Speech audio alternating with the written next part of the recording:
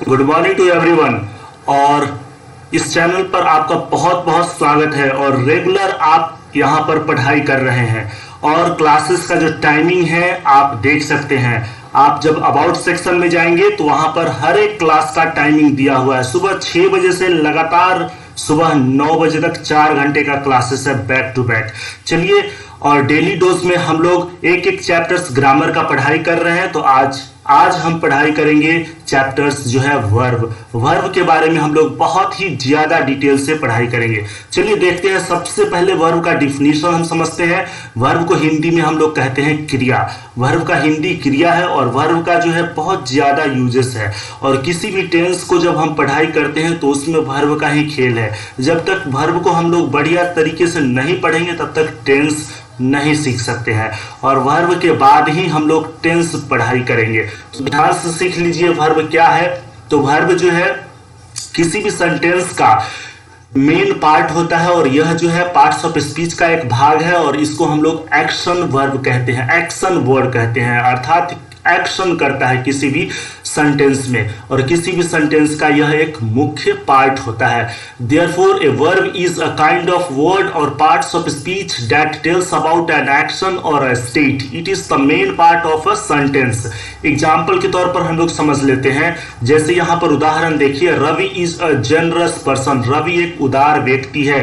तो यहाँ पर एक सेंटेंस हम लोगों ने बनाया, Ravi is a generous person. तो यहाँ पर इज का यूज हो गया है, यहाँ पर मेन वर्ब नहीं है और इज है। तो आप कह रहे होंगे कि मेन वर्ब क्या है, हेल्पिंग वर्ब क्या है, सबके बारे में हम बहुत ही बारीक तरीके से पढ़ेंगे। लेकिन यहाँ देखिए इज जो है यहाँ पर वर्ब का काम कर रहा है, क्रिया का काम कर रहा है, लेकिन यह मेन वर्ब के रूप में भी है और यहाँ पर हेल्पिंग वर्ब के रूप में भी है। तो हेल्पिंग वर्ब जब मेन वर्ब ना हो तो हेल्पिंग वर्ब ही मेन वर्ब के रूप में वर्क करता है। चलिए दूसरा सेंटेंस देखते हैं। Sita walks on the road. Sita जो है सड़क पर टहलती है। अर्थात रेगुलर एक्टिविटी, रेगुलर हैबिट हो सकता है उनका, लेकिन यहाँ पर उससे मतलब नहीं है। यहाँ पर हम देख रहे हैं ये जो वॉक्स जो है ये वर्ड जो है पार्ट्स ऑफ स्पीच का एक मुख्य पार्ट है और किसी भी सेंटेंस का जो मुख्य पार्ट पार्ट्स ऑफ स्पीच का एक वर्ब होता है और सेंटेंस का भी मुख्य पार्ट होता है। बिना वर्ब का एक सेंटेंस का निर्माण नहीं किया जा सकता है। तो यहाँ पर आप देख सकते हैं वॉक जो है एक प्रकार का यहाँ पर वर्ब है और यह जो है मेन वर्ब है। तो इस प्रकार दो सेंटेंस हम लोगों ने देखा, दोनों सेंटेंस में एक एक वर्ब के बारे में हम लोगों ने अध्ययन किया। आइए समझते हैं वर्ब है क्या। आखिर वर्ब के बारे में हम लोगों ने डिफिनीशन के रूप में पढ़ाई कर लिया, what is verb, and we know about the verb and we also came to know two types of verb in a sentence. Okay, let's see. First one is principal verb and second one is helping verb. तो principal verb और helping verb, तो यहाँ पर देख लीजिए principal verb को ही हम लोग lexical verb कहेंगे। What is lexical verb? Lexical verb and principal verb both verbs are the same.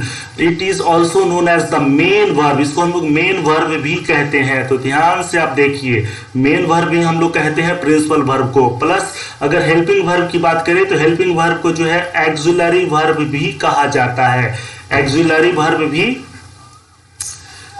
Helping verb को कहा जाता है। तो इस प्रकार वर्ब के दो प्रकार हो गए, एक हो गया मेन वर्ब, दूसरा हो गया हेल्पिंग वर्ब।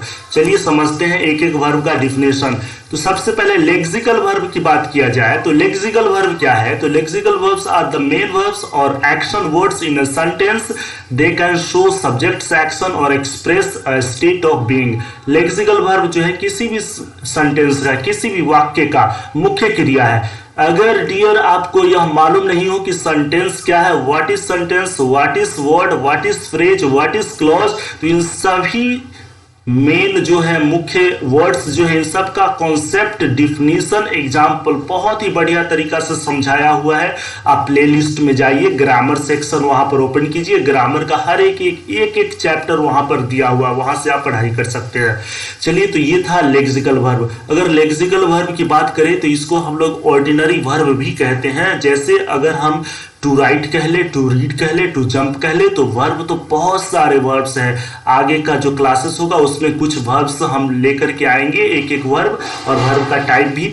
लेकिन यहाँ पर कूदना, पढ़ना, जंप करना, लिखना, मदद करना, दौड़ना, ये सारे वर्ब्स हैं।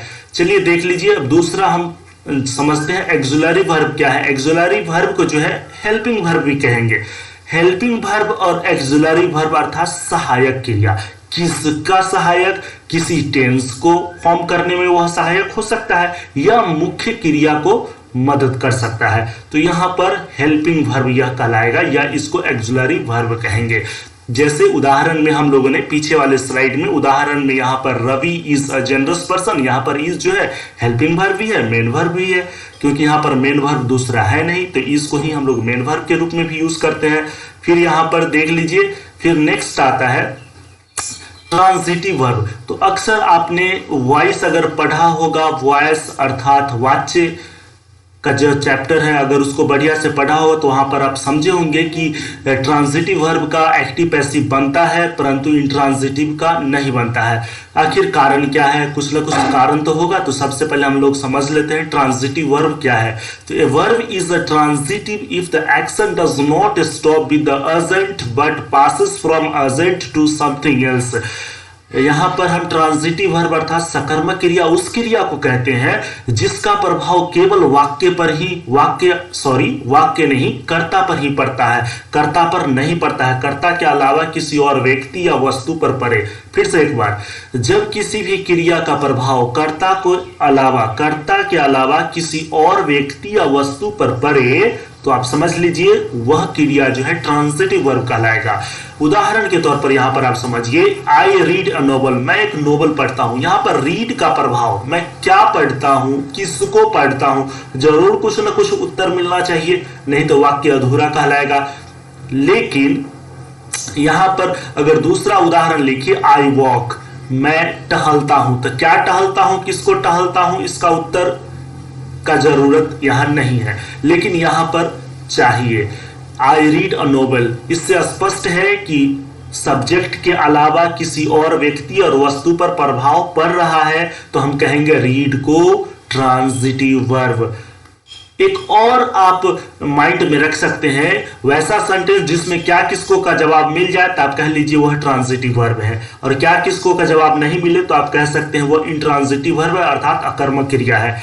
तो इंट्रांजिटिव वर्ब का डिफिनेशन देख लीजिए, a verb is intransitive when the action stops with the agent and does not pass from the agent to anything else।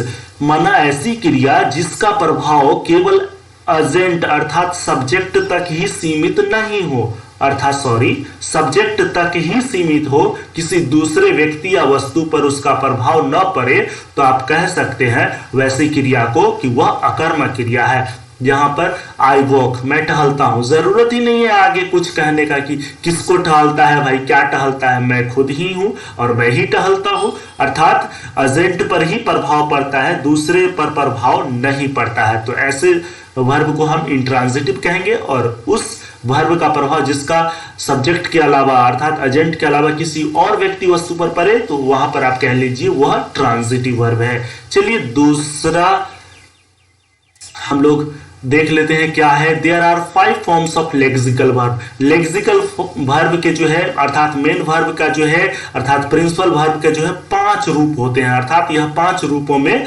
लिखा जा सकता है। जैसे फर्स्ट फॉर्म, वर्ब का फर्स्ट फॉर्म, वर्ब का सेकेंड फॉर्म, वर्ब का थर्ड फॉर्म, वर्ब का fourth form, verb का जो है फिफ्थ फॉर्म। यहां पर राइट एक वर्ब ले लीजिए, राइट मेन वर्ब है जिसको हम लोग लेक्सिकल वर्ब भी कहेंगे और प्रिंसिपल वर्ब भी कहेंगे, जिसका मतलब ही होता है, क्या होता है डियर, मतलब ही होता है लिखना। अर्थात यहां पर राइट जो है वर्ब का फर्स्ट फॉर्म है, फिर अगर वर्ब का सेकेंड फॉर्म यहां पर रोट हो गया, और वर्ब का फर्स्ट फॉर्म यहां पर रिटेन हो गया, और वर्ब का जो है फोर्थ फॉर्म यहां पर राइटिंग हो गया, और वर्ब का जो है फिफ्थ फॉर्म राइट्स हो गया। तो अर्थात फोर्थ फॉर्म बनाने के लिए वर्ब के फर्स्ट फॉर्म में आईएनजी जोड़ा जाता है, और फिफ्थ फॉर्म बनाने के लिए वर्ब के फर्स्ट फॉर्म में जो है एस या ईएस ऐड किया जाता है, तो यह वर्ब का फिफ्थ फॉर्म बन जाता है। इस प्रकार आज हम लोगों ने वर्ब के चैप्टर्स में इतना कुछ पढ़ लिया। फिर नेक्स्ट देखिए, नेक्स्ट जो है फिर हम लोग अगले 2 क्लास और लेंगे वर्ब का, जिसमें आपका वर्ब चैप्टर पूरा कंप्लीट हो जाएगा।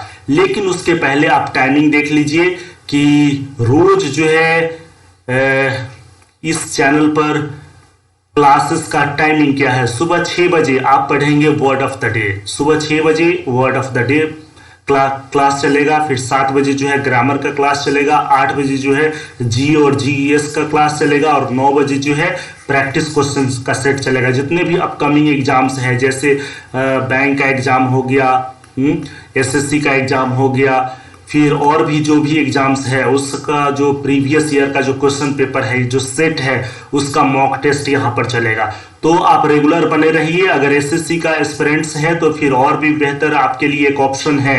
ठीक है, फिर हम लोग नेक्स्ट वीडियो में मिलते हैं, नेक्स्ट क्लासेस में मिलते हैं। तब तक के लिए बहुत बहुत धन्यवाद।